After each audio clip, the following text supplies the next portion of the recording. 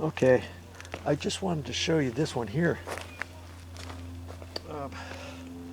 This was a long one that was already there, so I dug it down. I'm digging it down into this dirt. I don't want to just keep it at the same height as the dirt, or I'll just dig it down an inch, because later on down the road I have a feeling she's going to want to put landscape bark, and usually you like to put 2 or 3 inches around the edge, and then you could build it up. You could build up 3 inches down to 2 inches or 2.5 inches. That's why I've dug dirt out deeper, got the rocks out of there. This was the real long one. Okay, so now I can just let it loop-de-loo up like that. Okay.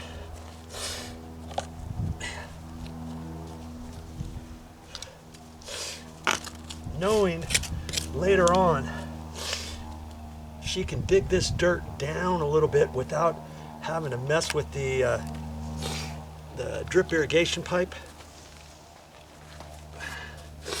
And that's down far enough. This I want to keep at the angle that is coming out of the pipe. I don't want to mash it down a little bit because it could leak, it could kink.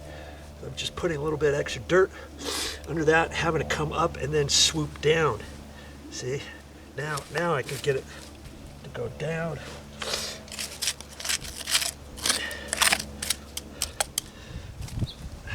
This stuff is pretty easy to work with.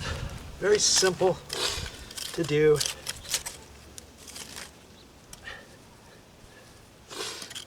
Okay. Look at all these big rocks I dug up. This one, believe it or not, came out from right there. And I can use those. She can use those for landscape rocks or something else. I'm not going to put them back in here. Obviously, I want to have soft dirt, so to speak, around the pipe in case somebody ever has to dig the pipe up, for instance.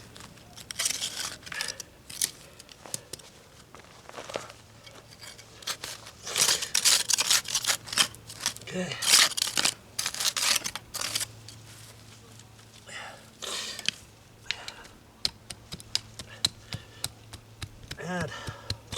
And I can come back to that. I can come back to that and finish this dirt up. Okay. My main focus is trying to get all these pipes. See, here's the pipe, and I'll figure out what to do on that end. I can put a drip on there. I can put a little sprayer, you know, something that we take off from one of these other ones, and mess with that later. Okay, because she's gonna have to put better dirt in there. We got that potting soil. Maybe if I don't need it all up in that raised planter bed, she can use some of that. If I do use it all, then she can get some more. Okay.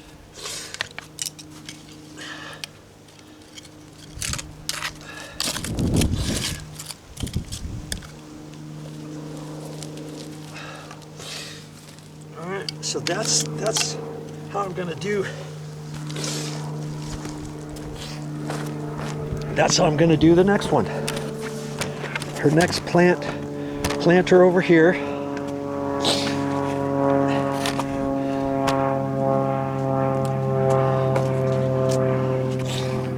Is the next long pipe that she had. See, this real long one. I'm going to do the same thing with that, and then I have another long one. That'll be for the first rose bush over here off to the right. Okay, so you just do one thing at a time. Think about what you're doing and know that if you do something wrong, is there a right or wrong way to do certain things? Not. You know, with this stuff, it's easy. If you make a mistake, you can cut it off. You can extend it. You can do whatever. Once you get to all your parts, got the plugs, got the couplings, got the T's, got the elbows, got the end caps, got the drip, and and away I go. Okay, so the next one, I'm just going to throw that one up there. I'm not even going to worry about what the end looks like just yet or anything like that. But obviously, when I get to that one, which is going to be this pipe, I'm going to push it down in there, even though that it's coming straight up, but I'll have enough room because I got this dug down into the ground. I'll have enough room to kind of push this down a little bit. Well, I'll have to think about it. I'll just have to think about it because I want it down below the ground. I think I can do it like kind of like that, but I don't want to do it too much. So if I have to, remember I have those elbows, I could stick an elbow in there, couldn't I? You know, coming right out of the pipe, let's say, and do it that way. Okay, then I'll dig this over and then pooch it up in there. And that one, I'll put a 1 gallon bubbler on it. Okay. You remember? See, here's what a 1 gallon bubbler looks like.